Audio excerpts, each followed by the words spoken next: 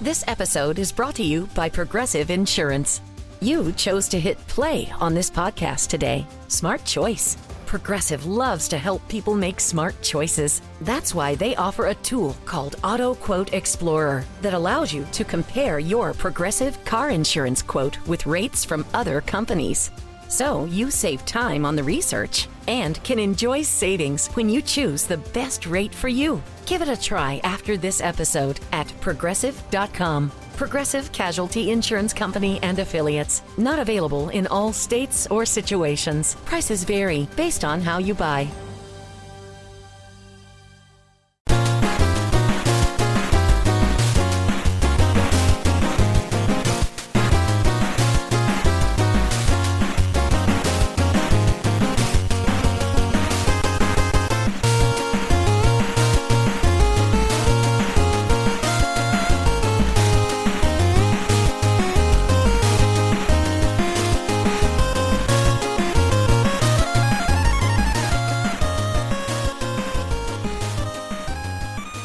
Hello again, hockey fans. Are you ready to brave the wild with me, your host, Paladino Joey, or Joey Awajan?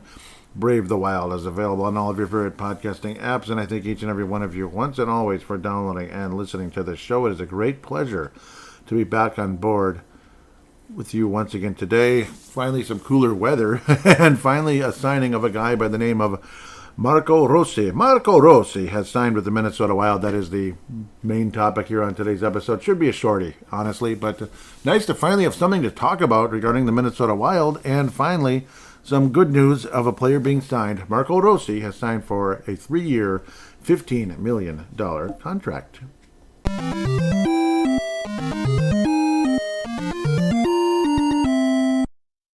Well, yeah, So instead of 5 years, 5 per, that'd be like $25 million. We're going with 3 years, $5 million, I suppose. So kind of a bridge deal and betting on yourself and trying to, basically trying to, well, again, get a bigger contract in 3 years instead. Conversation that there's not a whole lot of animosity between the two sides, I guess. So we'll just have to wait and see how that all pans out. Everyone agrees that Marco Rossi is a top 6 player.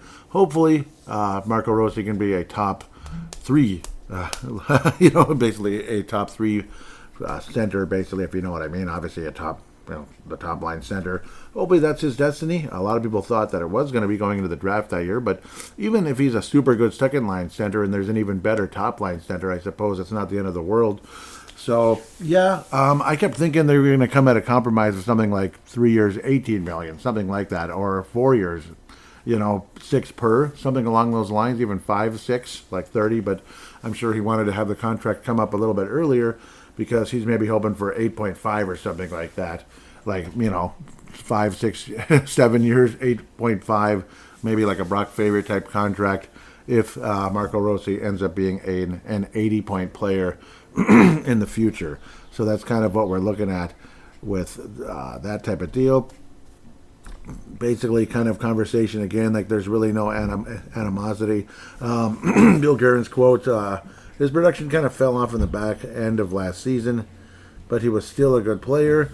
When you're in a playoff series, you're constantly adjusting and not really worried about who's playing with who. You're worried about winning games. So I guess they're conversating how that was kind of like a spur of the moment type of thing when Rossi was brought down to the 4th line in favor of Ryan Harbin, who was playing well, and yeah, he was playing well and everything.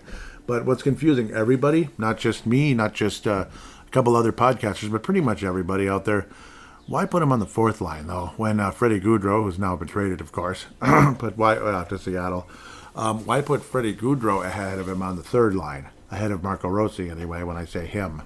That's a pet peeve of mine, listening to shows, and people just say him. They said the name like 5 minutes ago, and they just keep saying him rather than who him is, him being Marco Rossi. Yeah, thought I'd bring that up too, but because it's everywhere. Whether they're making a million a year or working for free, like some of us basically are almost free anyway. It's like some of us. Anyhow, why not have Marco Rossi, at least on the 3rd line? Kind of weird. A lot of us never really understood that, but his production level for where he was actually was pretty impressive. So that does say a lot, and he didn't vanish off the face of the earth like Thomas Vanek basically did when he was demoted to the fourth line for the Montreal Canadiens, the postseason before the Minnesota Wild signed him. And then clearly Thomas Vanek wasn't the same player that he once was years before with the Buffalo Sabres and such. That dream player we all wanted. Oh my God, the dream line. We have like Pominville and, or no, you just have like, you could have like a top six of like, say something along the lines of a Pominville and Parise with Koivu, and then Bouchard with like Vanek and I can't remember who like another player would be, but like Danny Heatley or whoever it was around those days. Like, oh my God, we really have something going here. Or just Vanek with Parise and Koivu. Oh my God, it's a dream line. Wow. And then it just, none of that really truly came to fruition the way we would have liked it. The bad news is I don't get to talk about Kirill Kaprizov inking a new contract, but I'm sure we'll have a short show around that time as well, unless more news is happening around that same time and it's a bigger show. But that pretty much should be a show in itself, the Kirill Kaprizov signing, and the fact that it might not be right away. Figured we'd get on the air here, finally, get the blood flowing again a little bit with Brave the Wild. It's been since, early July, since our last recording. So, and I apologize to Derek and others out there. Oh, it's like, what the heck? It's like I just vanish off the face of the earth sometimes in the summer. Like, you'll send me a message and then I don't even look, and I feel so bad. Like, I feel bad, and I'm saying this right now. So, I'm sorry, truly sorry. Derek sent some messages. When was, like how he says, Pilsen, like when I was calling it, like it looks like Pilsen. It's apparently Pilsen. And he says it's the place where Pilsner beer gets its name since it's originated there. So that's kind of cool. So like a Czech Pilsner, basically. It's kind of cool, like a Pilsner style beer. So apparently it originated in Czechia. Sorry, my upstairs neighbor magically shows up right when I start recording, and they're just noisy as, fill in any Bulgarian F-bomb or something. It's so distracting. It can drive anybody crazy when you start hearing thumping around. Stop that hammering! Okay, I'm sorry. That's a famous quote out there where some media person went absolutely psycho because there was a hammering sound. It's not hammering, it's just thumping around. People that are incapable of walking quieter, it's just, can't you walk quieter? Like, it's not that hard. This episode is brought to you by Progressive Insurance.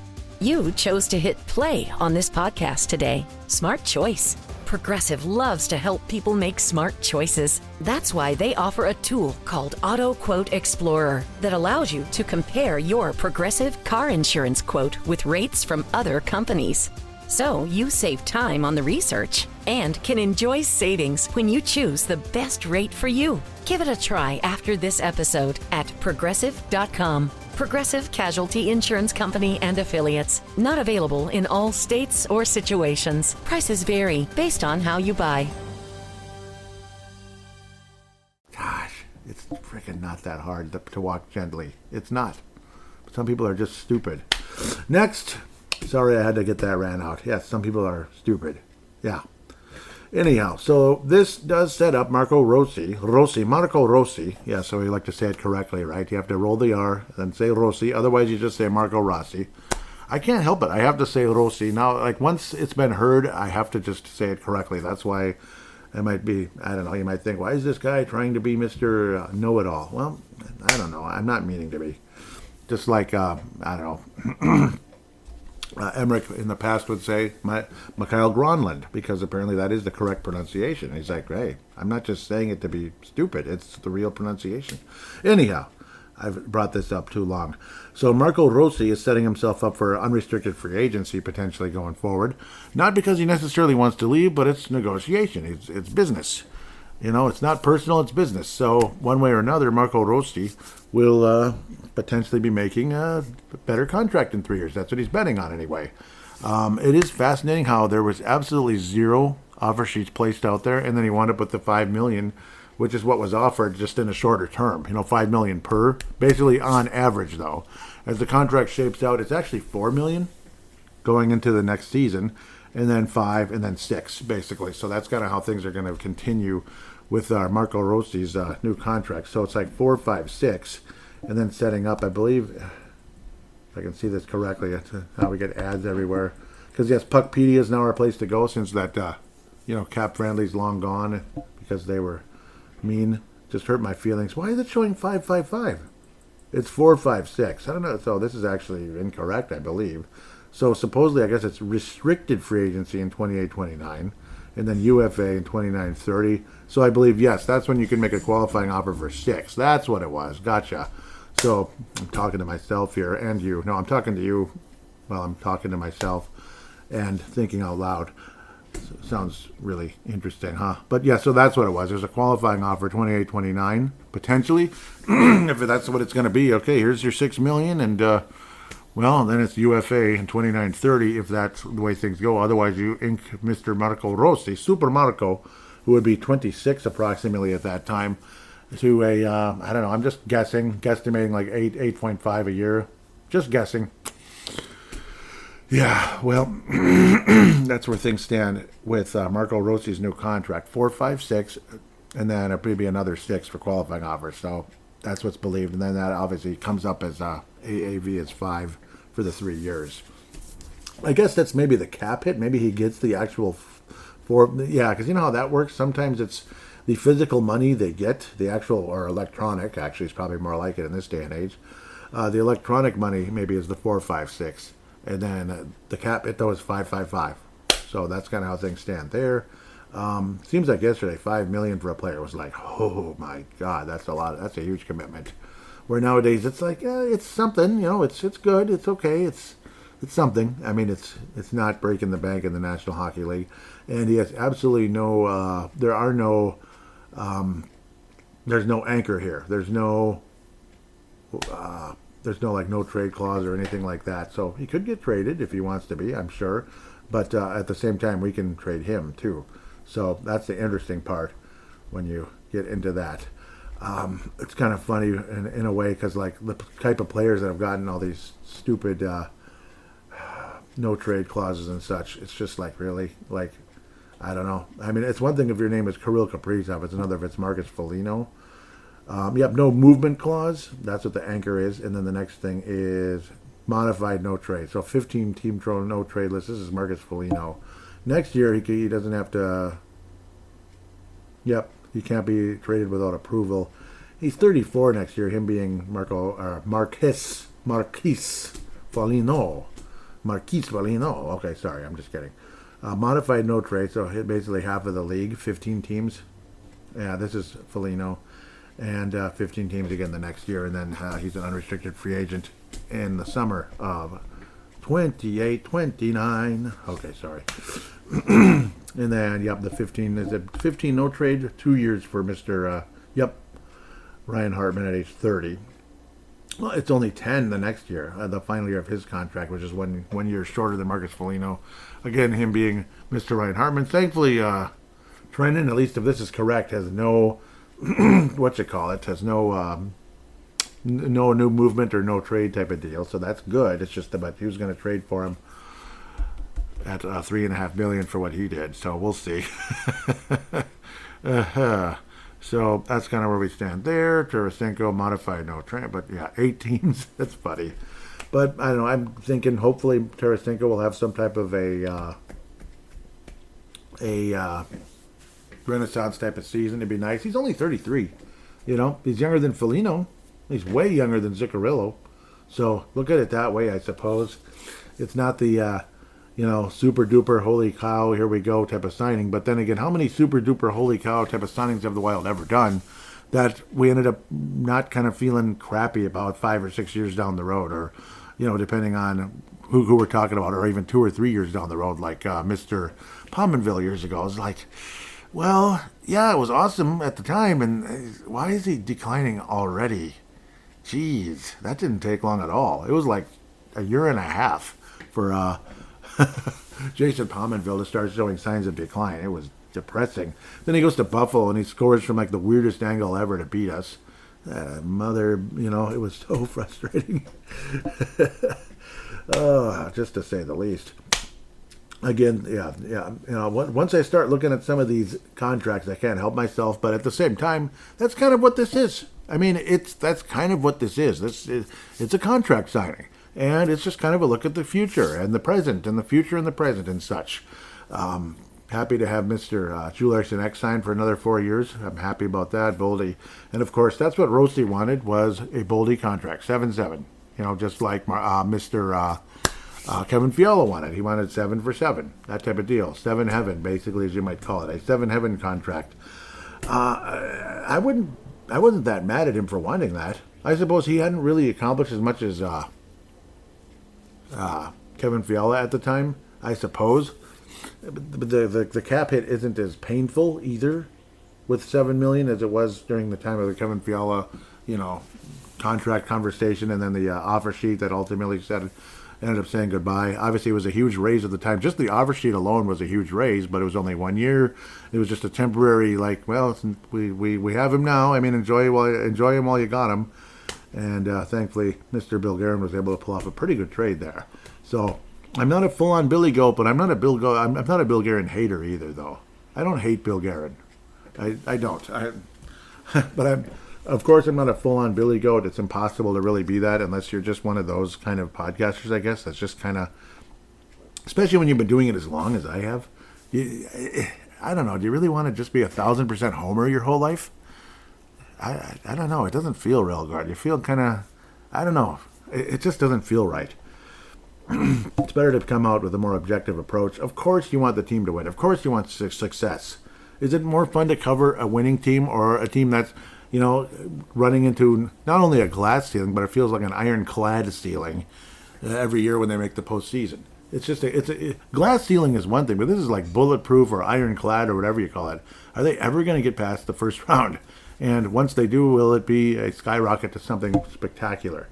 But hopefully that year does come. Oh, yeah, the other news. The Wild had invited Jack Johnson to camp. He's a training camp tryout invitee type of guy at age 38.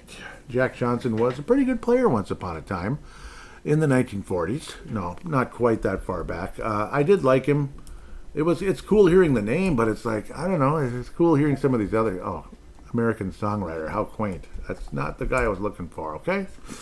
Thank you. Jack Johnson, born in 87. Man, it seems like yesterday somebody born in 87 was a little kid.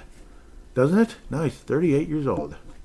Son of a gun. 3rd overall pick for the Carolina Hurricanes. Played for the University of Michigan. Was pretty good. Tough, strong, solid, stalwart defenseman who could, actually provide some offense in college. In the National Hockey League, he had 42 points in 2010, 2011. The year before, and did win the Stanley Cup. No, he got traded to the Columbus Blue Jackets. Oh, that sucks. Oh, that sucks. Oh, that sucks. That's when he got traded. I forgot the exact timing of it. Oh, that sucks. So he missed out on both Stanley Cups in LA and played for the frickin' Blue Jackets. Now, of course, 16-17, the Blue Jackets were great, but he was getting a little older already. That's how old Jack Johnson is. He's had some success, and he did win the Stanley Cup in 22. Okay, I remember now. What is up with this girl? Is she running relay races up there with cement shoes? What annoying. Some people are annoying, aren't they? Otherwise, he's been back and forth, him being Jack Johnson, New York Rangers, partial season, Pittsburgh Penguins, during their post, way after glory year type stuff, which kind of like the Blackhawks when Kane and Taves were still there for a while. Yeah. But at least he finally got a Stanley Cup in 22, 10 whole bleeping years after the Kings traded him to the Columbus Blue Jackets later in the season, on trade deadline.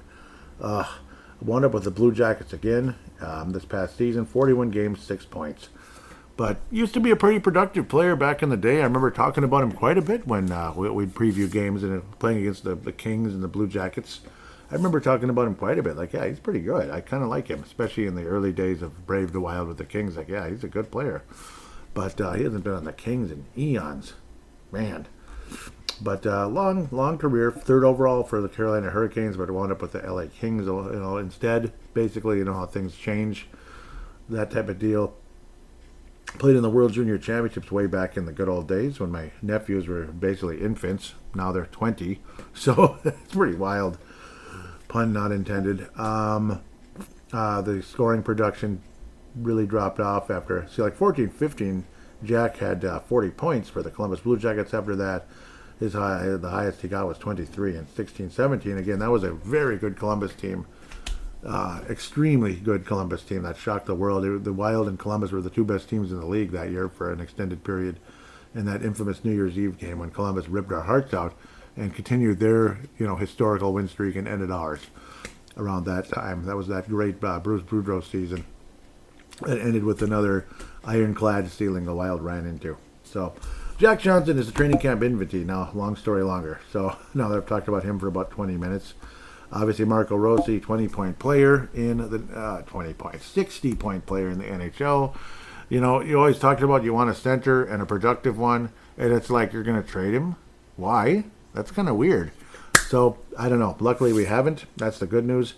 24 points, 24 goals, 36 assists for 60 points last year, and it was a +3. His full rookie season, again, 82 games in both, knock on wood. 21 goals, 19 assists for 40 points. That was his first year, -4. Him being Marco Rossi, of course, 9th overall pick in 2020. Yes, I went on the Soda Pod during that draft, literally when it was happening, because they were doing a live show. So I got to be live, and for some reason I got butterflies in my stomach, which is weird. Like, so what? You're doing a podcast. You've done it for like almost 20 years. You're the oldest podcaster in Minnesota, basically, in terms of like longevity. Between Brave, the Wild, Purple Mafia, Timberwolves Explosion. Oldest podcaster in Minnesota, or at least longest tenured anyway, without having like a full-on show like Paul Allen or something. And I got butterflies a little bit. It was weird. But it went away. And then as we were talking, it just slipped out because I kept watching the way Marco Rossi played for, what was the team he played? Was it what the heck was the name of that team? Yeah, Ottawa 67s. He looked like Steve Yzerman to me. That's what he looked like. That's who he reminded me of when he played for the Ottawa 67s. And that word came out. And I'll never forget,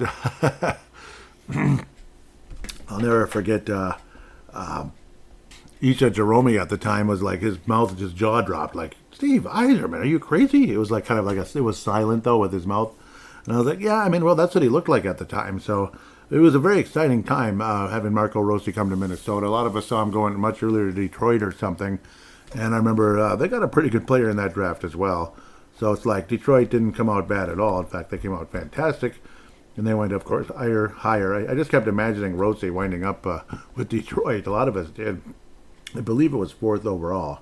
Thankfully, I got this thing right in front of me, and what the heck, man? What the hell is that? That was weird. Who was it? Okay, yeah, Lucas Raymond. Yeah, he's had a pretty good career. Not quite at the same level as Stützle. I'm probably mispronouncing that name. He's actually got the most points so far out of that draft. Byfield, Leffernet haven't panned out that great. They're fine, but I don't think they're like superstars. That's just my opinion. Raymond has the second most points behind Stützle of Ottawa. It'd be kind of cool if, who knows, Rossi winds up there. I mean, why not? The Ottawa 67s. But, it is what it is. He's still having a pretty good run. Really liked what Marco Rossi has been able to accomplish the past 2 years. So happy to have him in the fold. Let's get to fan interaction right now. 1 segment shot. Sorry, I had this up and I don't. It's just stupid. Okay, because I was kind of mad at myself for seeing messages and then now. This episode is brought to you by Progressive Insurance.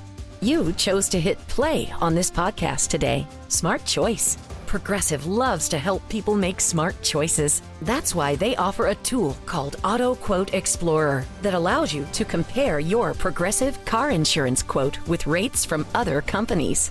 So you save time on the research and can enjoy savings when you choose the best rate for you. Give it a try after this episode at Progressive.com. Progressive Casualty Insurance Company and Affiliates. Not available in all states or situations. Prices vary based on how you buy.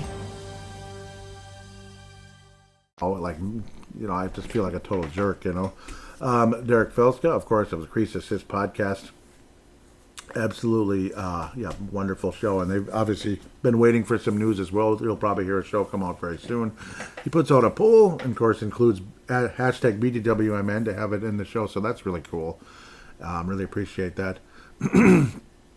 He says the Minnesota Wild re-signed Marco Rossi, 3 years, $5 million AAV.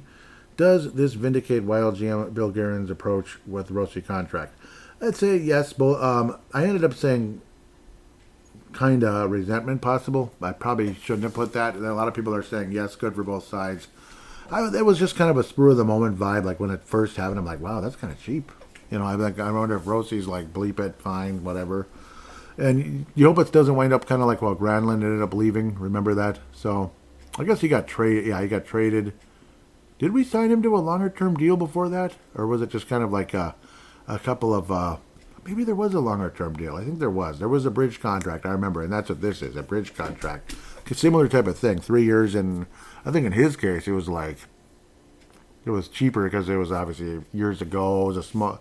The cap was tighter, and of course we had a couple of guys on the team that were eating up everything. I forgot their names. I don't think we've mentioned them 5,000 times yet, but maybe 4,999. But anyhow, yes. At the end of the day, it is good for both sides. So I'm changing my vote, even though I can't, and that's dominating. At the end of the day, 54.3%. Again, I wouldn't be surprised if they have a show out at least to talk about Rossi. I was saying, I guess it gives Super Marco, and I put the little mushroom there.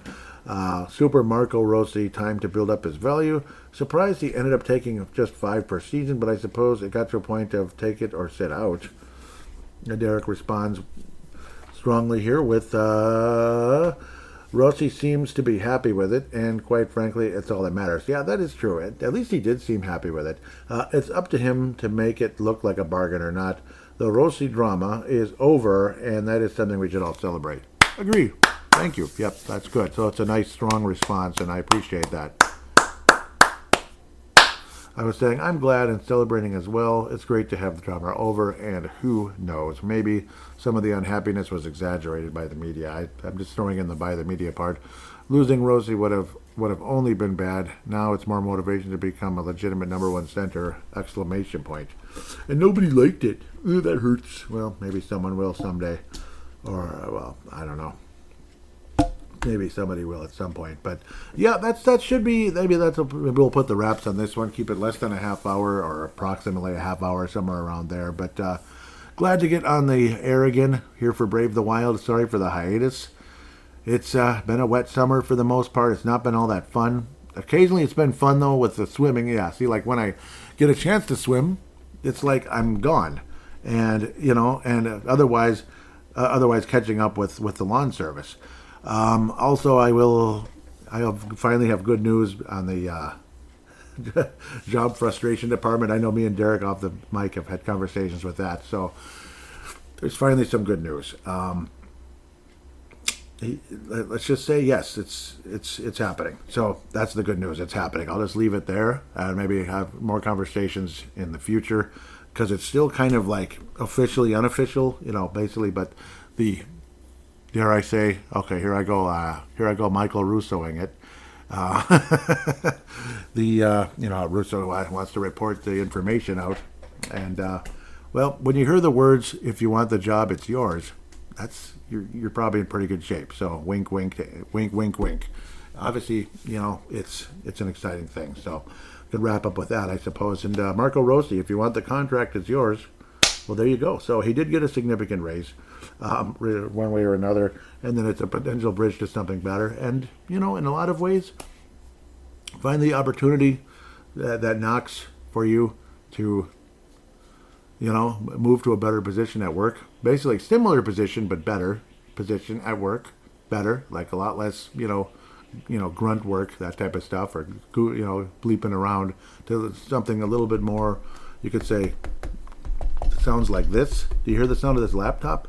Yeah, a little bit more working on that versus just, nose to the grindstone type of nonsense. So that is awesome, one way or another. It's wonderful. So with all of that said, thank you so much for listening, and we will talk about the Minnesota Wild some more, and we'll probably be back as soon as Kirill the Thrill inks that new deal, even if it's tonight. Well, maybe.